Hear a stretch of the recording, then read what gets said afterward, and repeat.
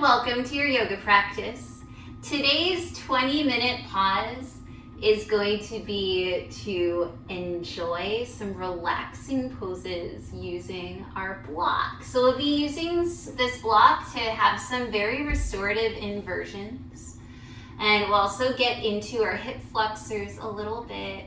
So it's just a really yummy release for your lower body, a way for it to relax. Cool. You will need one block.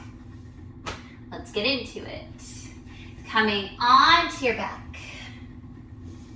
Press your feet down onto the mat, and this block will be kind of like a booty shelf. You'll place it in your sacrum, on your sacrum, or place your sacrum on the block. It's that bony part right above your butt cheeks. So your lower back is hanging off of it. And allow your belly to just be. If you're anything like me, you might grip onto your belly all the time. I know I do, and I don't even notice. But what happens when you do that is that your diaphragm, the muscle that you breathe with, isn't able to fully expand. And so your breaths are more shallow. It's easier to get more anxious, easier to be tired. So at least right now, release your belly. Awesome. And from here, hug your right knee into your chest and then extend your left leg. You can adjust your block in case this isn't super comfy. You can also, if you want to try a higher, you can go just to the second level and then try that there. And whatever feels good. I'm going to stay at the lower just because it's plenty. All right, so left leg extends, right knee towards your chest. So you might feel plenty here. If you want a little bit more, you can roll that right knee towards your right shoulder and hold it there. And where do you want to feel this? You want to feel it mostly in your left hip flexor. So that's the top of your right thigh, right underneath where your hip bone is. You'll feel that releasing. And if you sit at all during the day, you're always compressing that area. So stretching it out feels really good. Also, if you stand a lot, that gets compressed. Basically, everything that we do in our lives can make your hip flexors super tight. Oh, so staying here should feel super good.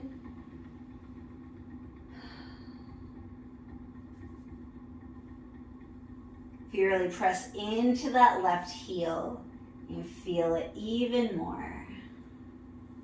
And I like to just caress my hip so it doesn't feel bad, so that it just keeps on feeling good. And we hold here.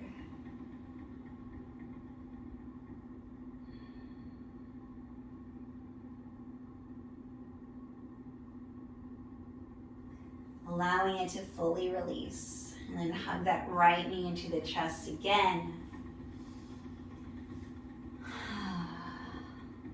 Hugging the left knee to your chest. This time extending the right leg out. Holding here. Or if you want some more, you can start to roll that left knee towards the left armpit. Really pushing into that right heel, and this time feeling it in the upper right thigh, right above your hip bone. Trying to allow your belly to just release here. There is no reason to grip onto it. So just giving yourselves some body love here.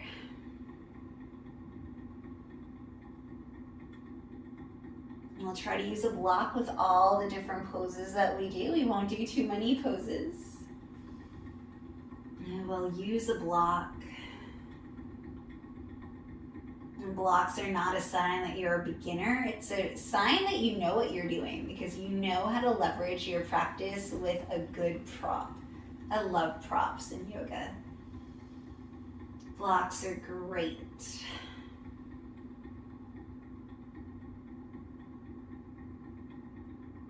And hug that left knee in, hug the right knee in. And we'll take a version of waterfall first that we don't always take. So release your knees. Your knees will just naturally stack somewhere over your hips. Allow your feet to just dangle. And this is an inversion. You're somewhat upside down. And for some reason, this just feels so good. It feels like you're floating. You might notice a little bit that your hips are a little uneven. Mine are. Just little observations to make. If you do want to extend your legs all the way up, extend them. If you stack your heels directly over your hips, it's a little uncomfortable. So stack them where you want. You also do not have to have your legs straight. Have a generous bend in your knees. In fact, that will feel amazing. Enjoy it. Enjoy feeling amazing. Relax those legs. This is called Viparita Karani, also known as waterfall pose. So you can just imagine that all the fluids in your legs are just watered. It's all flowing down your legs. Might feel really good. You hope it feels really good.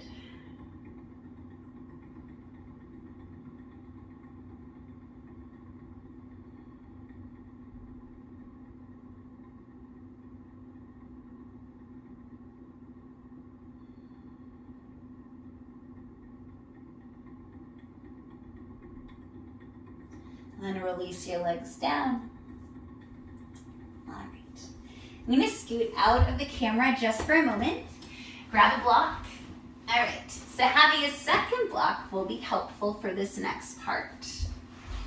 So we're going to sit on our block.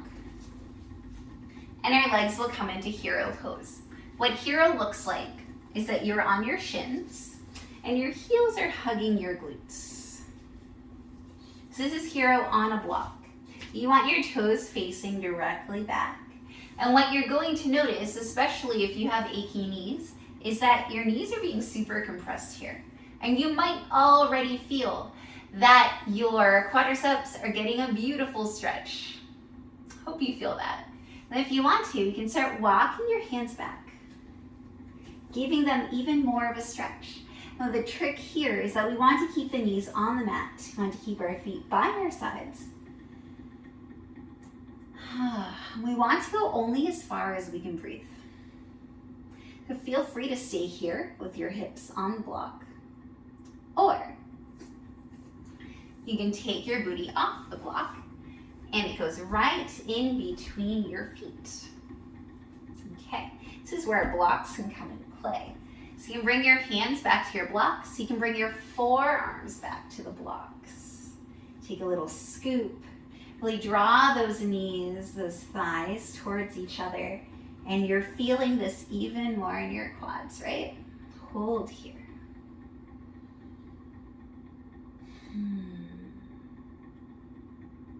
You can also be upright. You don't have to be all the way down. You can come in and out of wherever you are. Trying to breathe into that sensation. If you feel actual pain in your knees, please back off. Cannot stress that enough. If all you're feeling is a stretch, not all you're feeling, if you're feeling a stretch, try to write it out. There's a difference between a stretch sensation and pain.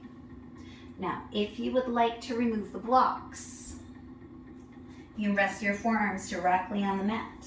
I like to reach my fingers to my feet.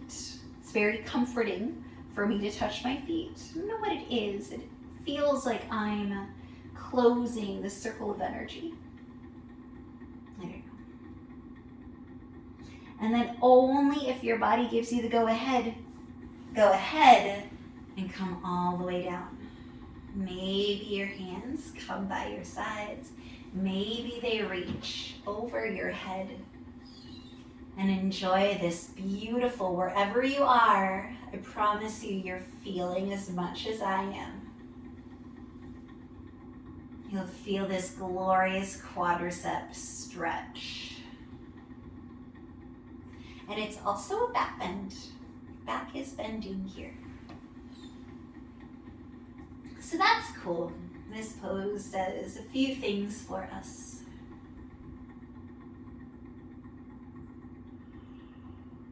A little yawn, apparently.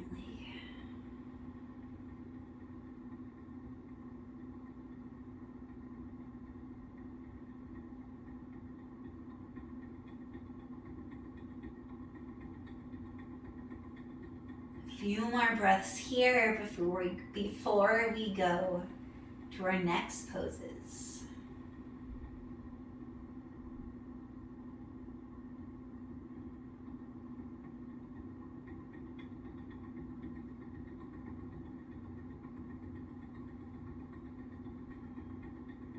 All right. So that really pretty way out. Start coming out of this pose. Oh, nice. Bringing your legs out in front of you, giving yourself a little wiggle. Wiggle, wiggle, wiggle, wiggle. All right, and since we already started to open up our hearts, let's do a little bit more of that. We're going to make a heart shelf. Both blocks will go on their lowest setting. Bringing your shoulder blades onto the first block and then your head onto the second block. You can leave your legs bent. You can extend them. Feels good. Or you can bring your feet together and knees out wide. Breathing into this opening that you're making. You can even imagine that your shoulder blades are squeezing the block or pressing down into the block to get more of a heart opening here. I'm actually going to extend my legs. It's feeling a little bit better. If your legs are extended, you can leave your feet nice and floppy. Breathing into your body here.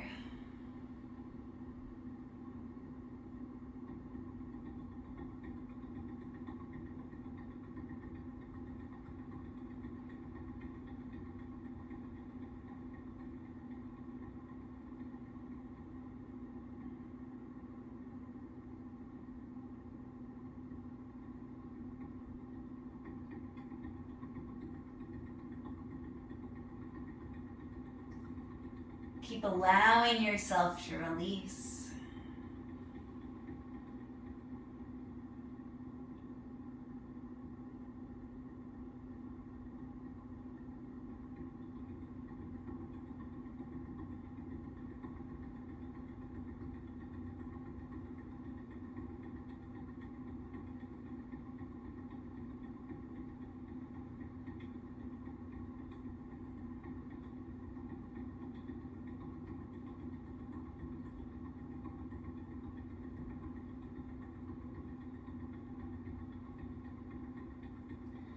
And lifting your head up, slowly roll off of your blocks.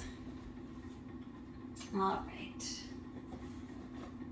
So now coming towards the center of your mat. Extend your legs out. You don't have to go super wide at all. Bring a block off to your side. You can have it in the tall way if you want. Bring your elbow to the block. Let's start side bending. You can either extend your left arm. I'm not mirroring you today. You can extend your left arm over your head. You can also just wrap that arm, but allowing yourself to get a little bit of a side body release here. If you want to take it a little further down, you can bring your forearm further down.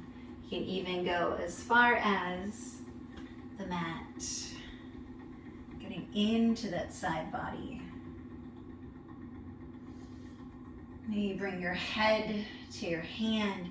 In fact, that's a really nice thing to do. So let's try that again. Bring your elbow to the block, resting your head on your hand, centering the block so it doesn't wobble, and then bringing your hand to a nice comfortable spot. Just breathing into your left side body.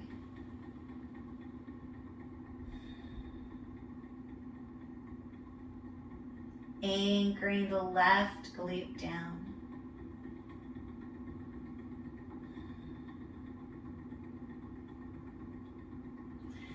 coming on to the other side, bringing your block at any height, laying your elbow on it, holding your head with your elbow, adjusting as necessary, wrapping your head around, your hand around, and finding that nice side stretch.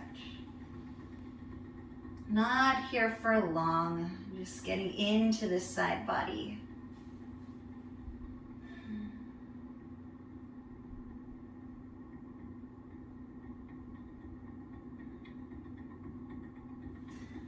And coming up, I'm going to scoot back just so that you can keep seeing me.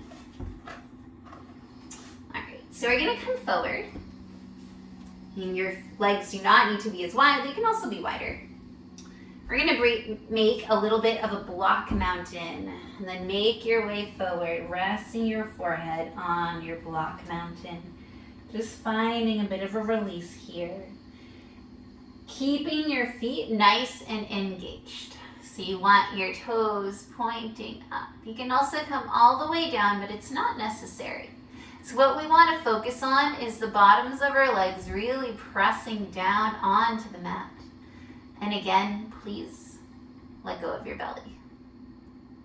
I can't see your belly, so you're good. You can't really see mine right now either. There are blocks in the way. So let it go. I promise you that you'll be able to breathe better if you're not gripping on to your abdominals all of the time. Easier said than done, I know. Coming back up.